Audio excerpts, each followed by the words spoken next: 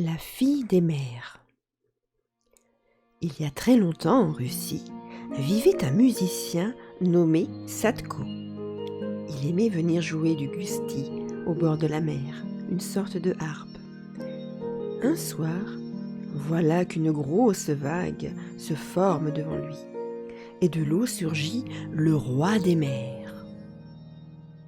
D'une voix de tonnerre, le roi s'exclame: « J'aime tes airs, musicien, viens jouer dans mon palais, demain je donne un grand bal. » Sadko est très intimidé.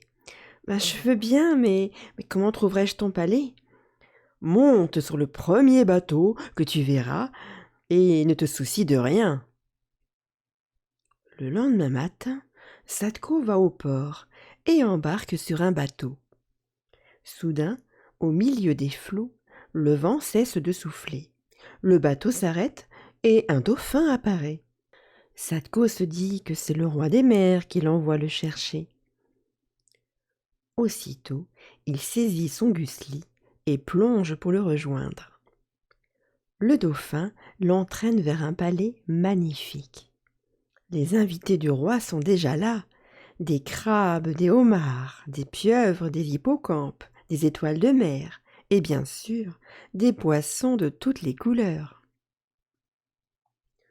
Le roi des mers est assis sur son trône, entre sa femme et ses 7 filles. Dès qu'il voit arriver Sadko, il l'accueille à bras ouverts. « Enfin te voilà, musicien, viens près de moi et que la fête commence !» Obéissant, Sadko s'installe auprès du roi et se met à jouer. Alors qu'il pince les cordes de son instrument, les airs les plus ravissants montent du gusli. Les invités tournoient joyeusement. Soudain, le roi n'en peut plus. « Oh, j'adore cet air, c'est mon préféré !» Et zou, il saute de son trône et se met à danser comme un fou. Il danse en tapant des pieds. Il danse tant que Sadko n'ose plus s'arrêter. Au bout d'un moment, la reine des mers s'approche de Sadko et lui chuchote à l'oreille. « Il faut absolument que tu arrêtes de jouer. Quand le roi danse ainsi, la tempête se déchaîne sur la mer et les navires risquent de couler. » Sadko est inquiet. Il s'arrête aussitôt de jouer. Mais le roi est furieux. « Pourquoi cesses-tu de jouer, musicien ?»« Je suis désolé, Majesté, mais une de mes cordes s'est cassée. »« Flûte, j'aurais pu danser toute la nuit. Ah bah tant pis. Mais pour te remercier, je vais te donner ma fille cadette en mariage. Ainsi, tu resteras vivre ici, et je t'entendrai jouer aussi souvent que j'en aurai envie. » Sadko est flatté, mais il est très ennuyé. Il ne veut pas que les navires coulent à cause de lui. « Je suis très honoré, Majesté, mais j'aime mon village et mes amis. Je serais malheureux si je devais vivre sous la mer. »« Tais-toi, et toi, Volkova, viens par ici. » À cet instant, une jolie fille aux yeux verts s'approche de Sadko. « Bonjour, Sadko, j'aime ta musique. Je serais très heureuse de t'épouser. » Sadko est sous le charme de la fille du roi des mers. Il sent son cœur battre à toute allure. Dès le lendemain, on célèbre le mariage de Sadko et de la fille du roi des mers. Sadko est heureux car il aime Volkova. Et il se dit qu'après tout, il peut bien vivre sous la mer, pourvu qu'il puisse retourner chez lui de temps en temps. Mais pendant le mariage, la reine lui chuchote encore à l'oreille. « Je dois te dire la vérité. Si tu embrasses ma fille, même une seule fois, tu ne reverras jamais ton village. »« Mais pourquoi ? C'est ainsi. Si un homme embrasse une fille des mers, il doit rester vivre sous la mer pour toujours. » Toute la soirée, Sadko pense aux paroles de la reine.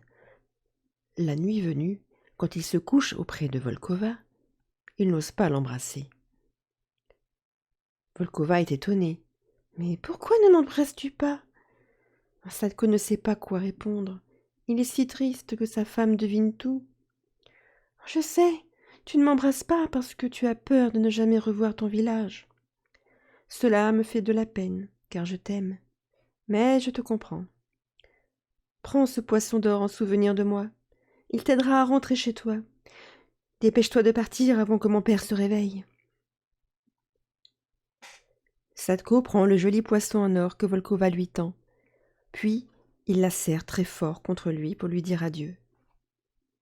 Soudain, un nuage d'écume les entoure. Les amoureux doivent se séparer. Et le nuage d'écume emporte Sadko au-delà des mers et le dépose sur le rivage. Sadko est heureux de revoir son village, mais son cœur se serre en songeant à sa belle princesse des mers. Alors, il lance un baiser à la vague.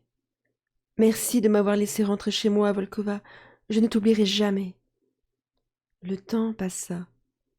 Sadko devint un très bon musicien qui donnait des concerts dans tout le pays. Un jour, il se maria avec une fille de son village. Mais il garda toujours le petit poisson en or, et il n'oublia jamais la fille des mers.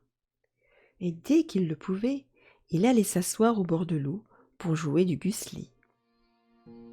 Et parfois, entre deux vagues, il voyait briller les beaux yeux verts de Volkova.